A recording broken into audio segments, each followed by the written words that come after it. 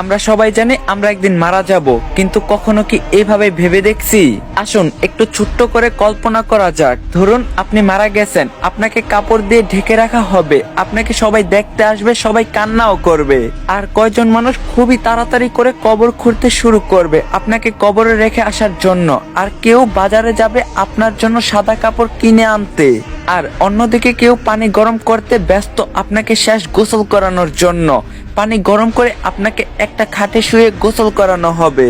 তারপর আপনাকে একটা সাদা কাপড় পরানো হবে, সাথে একটু সুগন্ধিও লাগিয়ে দিবে। আর ওইদিকে কবরও তৈরি হয়ে গেছে। এবার আপনাকে নিয়ে যাওয়া হবে জানাজার নামাজের জন্য। নামাজ শেষে এবার কয়েকজন মানুষ আপনার খাটটা কাঁধে তুলে নিয়ে যাবে আপনার আসল গন্তব্যের দিকে। কবরে নিয়ে গিয়ে দুইজন মানুষ আপনার কবরে নেমে আপনাকে খুবই আস্তে করে কবরে শুইয়ে দিবে। সাদা কাফনে মোড়ানো আপনার লাশের বাঁধন খুলে দিবে আর আপনার মুখটা বের করে দিবে। তারপর তারা উঠে আসবে আপনাকে একা রেখে। তারপর আপনার কবরের উপর বাঁশ বিছানো হবে ঢেকে দেওয়ার জন্য। এবার সবাই আপনার কবরে মাটি দিচ্ছে আর চলে যাচ্ছে। আপনার উপরে বিছানো বাঁশের ফাঁকা দিয়ে আপনার উপর কিছু মাটিও পড়ছে। এবার মাটি দেওয়ার শেষে সবাই দোয়া করে চলেও যাচ্ছে সেই 3.5 হাত অন্ধকার কবরে আপনাকে একা রেখে।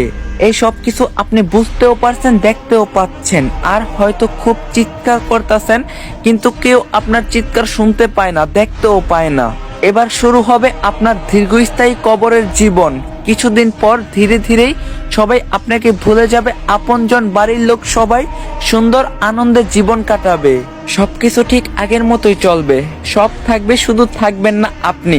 এখন একটু চোখ বন্ধ করে ভাবুন, যদি আজকে আপনি মারা যান তাহলে আল্লাহর কাছে কালকে কি জবাব দিবেন আপনি?